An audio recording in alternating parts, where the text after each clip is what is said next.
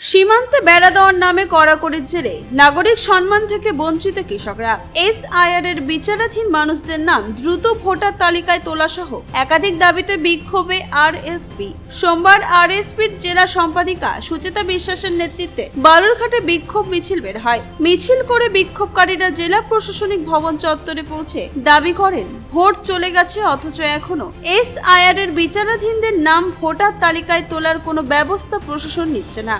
অন্যদিকে সীমান্ত এলাকায় কাঁটাতারের বেড়া দেওয়ার নামে শুরু হয়েছে কড়াকড়ি, যার জেরে খুবই সমস্যায় পড়তে হয়েছে কৃষকদের। সীমান্ত এলাকার কৃষকরা নাগরিকের সম্মানটুকুও পাচ্ছেন না বলে বিক্ষোভকারীদের অভিযোগ। পাশাপাশি বালুরঘাট শহরে বেআইনি প্রমোটিং, রাস্তাঘাটের বেহাল দশা সহ টোটো চলাচলে নিয়ন্ত্রণের দাবিও জানানো হয়েছে। ভাই এখনই যা গরম পড়ছে, সামনে তো মনে হচ্ছে আরো গরম বাড়বে। ওটাই তো রে, একটা এসি নেওয়ার প্ল্যানিং করছি, বুঝলি? এখন দাম কোথায় কেমন, কম দামে কোথায় পাওয়া যায় ভালো? আমি এক জায়গায় শুনছি এক জায়গায় ভালো পাওয়া যায় বলো, কম দামে। চল দেখে আসি। চল তাহলে দেখে আসি, চল। কোথায় তো পাচ্ছি না ভাই, সব জায়গাতেই তো বলছে দাম বেশি। হ্যাঁ রে, ঠিকই তো বলছিস। আরে তোরা এখানে কি করিস? আরে এসি নেওয়ার প্ল্যানিং করছে, বুঝলি? অনেক দোকানেই ঘুরলাম, কিন্তু মন মতো দামে তো কোথাওই পেলাম না। আমিও শুনছিলাম কোথায় কমে পাওয়া যায়, কিন্তু পেলাম না। অনেক দোকানই ঘুরে দেখলাম। কেন তোরা ভুলে গেলি রায়গঞ্জে রিলায়েন্স ডিজিটাল আছে? একদম, কারণ রায়গঞ্জ রিলায়েন্স ডিজিটাল নিয়ে আসলো তোমাদের জন্য কিন্তু 1 টাকা এসি, যেখানে তোমরা পাচ্ছ তোমাদের সমস্ত ধরনের মন পছন্দের ব্র্যান্ডের এসি মাত্র 1 টাকা ডাউন পেমেন্ট দিয়ে। দারুণ কিন্তু, তাই না? তার সাথে কিন্তু থাকছে আপ টু 21,000 টাকা পর্যন্ত ক্যাশব্যাক। অফারটা কিন্তু একদমই মিস করা যাবে না। শুধু এসি নয়, থাকছে তোমাদের প্রয়োজনীয় সমস্ত ধরনের ইলেকট্রনিক্স আইটেম, সবকিছুই এক ছাদের তলায়। তাহলে আর দেরি কিসের? আজই ভিজিট করো রায়গঞ্জ রিলায়েন্স ডিজিটালে।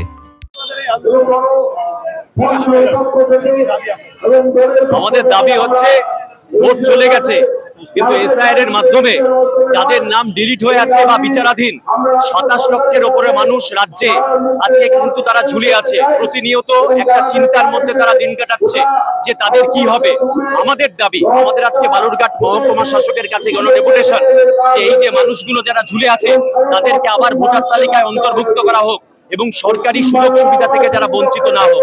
আমাদের দাবি, আজকে যারা সীমান্তবর্তী গ্রাম, প্রত্যেকটা সীমান্তবর্তী গ্রামে নিরাপত্তা দেওয়ার নামে এমন কড়াকড়ি শুরু হয়েছে যে কৃষিজীবী মানুষ, তাদের যাতায়াতে প্রচন্ড অসুবিধা হচ্ছে, তারা নাগরিকের সম্মানটুকু পাচ্ছে না, সেইটা তাদের দেওয়া হোক। আমাদের দাবি, ভোটের আগে বিজেপি বলেছিল যে যারা লক্ষ্মী ভান্ডার পায় সবাই অন্নপূর্ণা ভান্ডার পাবে। প্রত্যেক মহিলা মাসিক 3,000 টাকা করে দিয়ে তাদেরকে স্বাবলম্বী করা হবে, কিন্তু বলা হয়নি কারা পাবে না। আজকে প্রচুর লম্বা লিস্ট হচ্ছে, এরা পাবে না। আমাদের বক্তব্য, সবাইকে যোগ্যতা অনুসারে মহিলাদের হয়রানি বন্ধ করে অন্নপূর্ণা ভান্ডার দেওয়া হোক। বার্ধক্য ভাতা, প্রতিবন্ধী ভাতা, বিধবা ভাতা 4 মাস ধরে বন্ধ আছে, সেইটার বন্দোবস্ত করা হোক। কৃষকরা ধানের ন্যায্য মূল্য 3100 টাকা কথার বলা হলেও সেটা কিন্তু 200 টাকা বাড়িয়ে 2500 টাকা করা হয়েছে। অন্যদিকে সারের দাম বেড়ে গেছে, 40 টাকার বদলে নির্বাচনের পরে 50 টাকা, সেই ব্যাপারে দেখা হোক।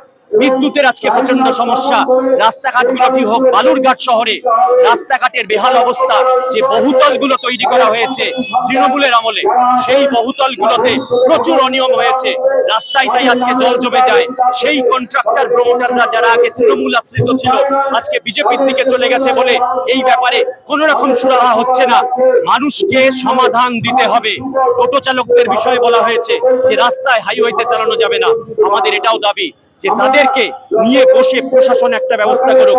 আজকে মাতৃ সদনটাকে বন্ধ করে দেওয়া হয়েছে হঠাৎ করে, সেখানে প্রচুর মানুষ অস্থায়ী কাজ করে। আজকে শহরের মানুষ সেখানে কম পয়সায় পরিষেবা পেত, সেই বিষয়টাকেও দেখতে হবে। সুতরাং এরকম অনেক কিছু দাবিতে 2016 যারা যোগ্য শিক্ষক শিক্ষিকা, তাদের বিষয়ে সরকার নিশ্চুপ। দুদিন আগে ইপসিতা দাস মহাপাত্র পুরুলিয়ার, তিনি সুইসাইড করেছেন, সেই বিষয়টাও দেখতে হবে। এইসব ইতিবাচক পদক্ষেপ আমরা চাই সরকারের কাছ থেকে। এবং বুলডোজার গরিবের মানুষকে পেটে লাথি মারলে কিন্তু হবে না, এটাই আমাদের দাবি। বালুরঘাট থেকে মান্টি সিংয়ের রিপোর্ট, কুলিক নিউজ।